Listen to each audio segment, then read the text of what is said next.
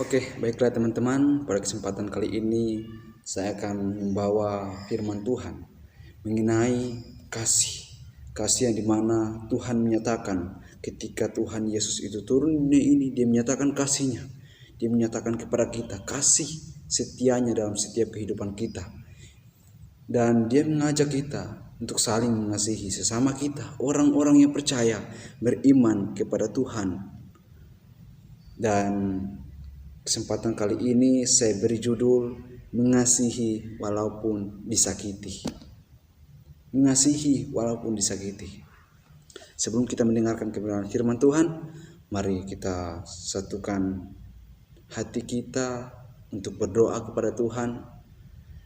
Kita tunduk kepala dan kita berdoa. Segala pujian, syukur, dan banyak terima kasih hanya bagimu Bapa. Engkau Bapa yang baik, selalu mengasihi hidup kami. Kami ada sampai saat ini, kami sehat, kuat, diberkati. Semua karena kasih Tuhan. Terima kasih Tuhan Yesus yang baik. Dengan apa kami balas kebaikan Tuhan. Selain kami tetap datang mempersembahkan hidup kami ke dalam tangan Bapa. Ini hidup kami. Pada saat ini Tuhan, kesempatan kali ini kami akan dengar kebenaran firman-Mu, mengenal kasih-Mu Tuhan dalam hidup kami. Terima kasih Tuhan Yesus yang baik. Inilah hidup kami duduk dan kami dengar firman Tuhan dalam nama Tuhan Yesus Kristus. Haleluya. Amin. Puji Tuhan. Kita sudah berdoa dan kita akan mendengarkan kebenaran firman Tuhan.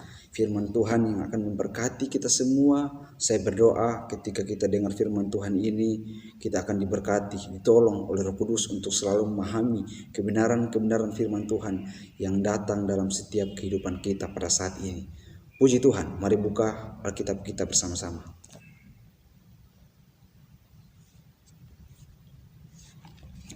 Saya mengajak kita untuk membuka Alkitab kita dalam Lukas pasal yang ke-16, Lukas pasal yang ke-6, Lukas pasal yang ke-6, ayat yang ke-32 dan 33. Lembaga atau perikop, judul. Di sini dikatakan, kasihilah musuhmu. Dikatakan begini, ayat 32. Dan jikalau kamu mengasihi orang yang mengasihi kamu, apakah jasamu? Karena orang-orang berdosa pun mengasihi juga orang-orang yang mengasihi mereka. Sebab jikalau kamu berbuat baik kepada orang yang berbuat baik kepada kamu, apakah jasamu? Orang-orang berdosa pun berbuat demikian. Firman Tuhan memang mengajarkan kepada kita ketika Tuhan Yesus datang, Dia berkata, kasihilah sesamamu, sebab itulah hukum yang terutama. Dan yang paling utama kita mengasihi Allah. Tetapi jangan bilang kalau kita mengasihi Allah, tetapi kita tidak bisa mengasihi sesama kita. Dan firman Tuhan bilang begini, dan jikalau kamu mengasihi orang yang mengasihi kamu, apakah jasamu? Ada tanda tanya, apakah jasamu? Kalau dalam Alkitab terjemahan sederhana Indonesia berkata demikian, kalau kamu hanya berbuat kasih kepada teman yang mengasihimu saja, jangan berharap bahwa Allah akan memberkatimu karena perbuatan kasihmu itu. Dikatakan, jangan berharap bahwa Allah memberkatimu karena perbuatan kasihmu itu. Tandanya ketika kita mengasihi orang yang mengasihi kita, kasih dibalas dengan kasih, itu ya wajar-wajar saja menurut saya. Mungkin menurut firman Tuhan pasti seperti itu juga. Wajar saja kita membalas orang yang berbuat baik kepada kita, kita balas buat baik kepada mereka. Tapi firman Tuhan pada saat ini saya bawakan pada saat ini untuk kita mengasihi orang-orang yang menyakiti kita.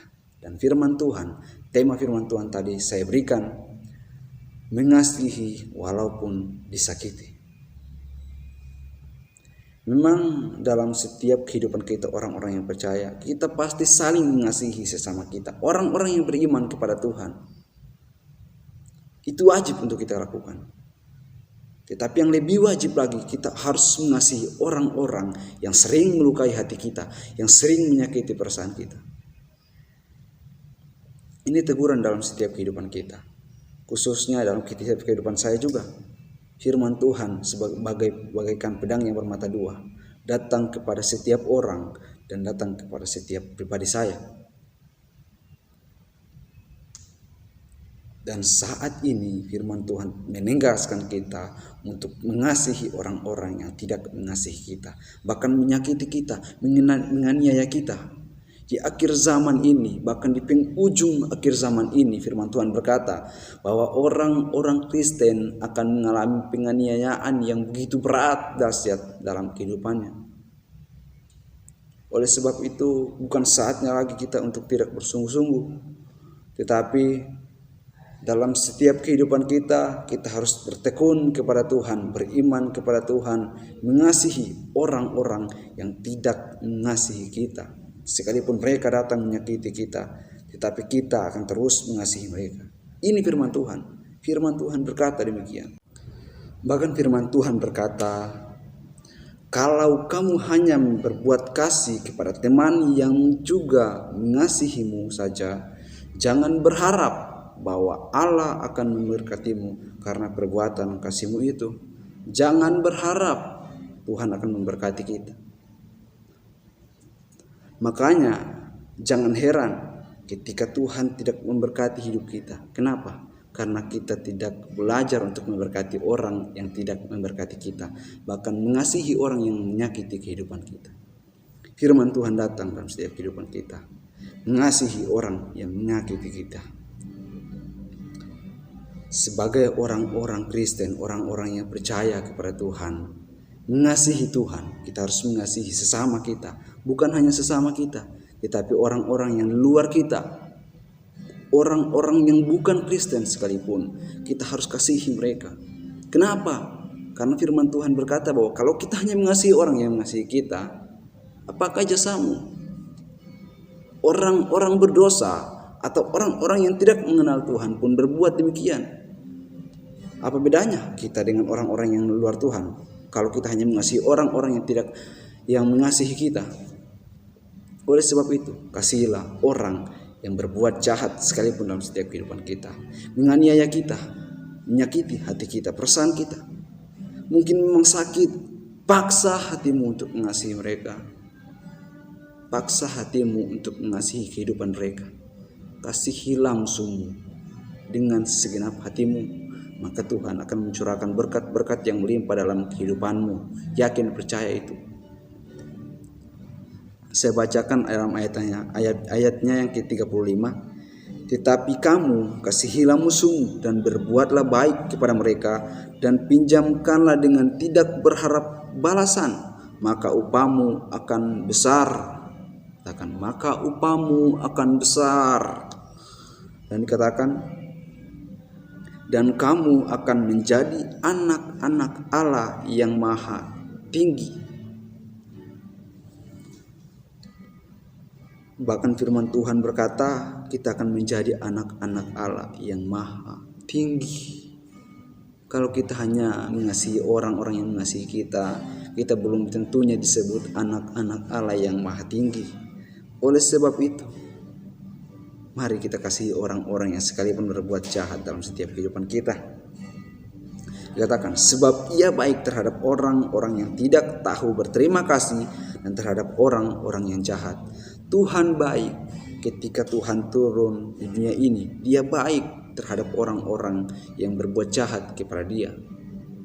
Ingat, Tuhan Yesus datang di dunia ini bukan bersenang-senang, tetapi dia menderita, bahkan mati untuk kita yang berdosa, untuk orang-orang yang tidak mengenal Tuhan pada saat itu. Dia diludahi, caci maki, dilempari batu, dia dikata-katai, difitnah, tetapi dia tetap mengasihi orang-orang yang berbuat sedemikian kepada dia. Oleh sebab itu, dalam setiap kehidupan kita wajib kalau kita mengasihi orang yang tidak mengasihi kita.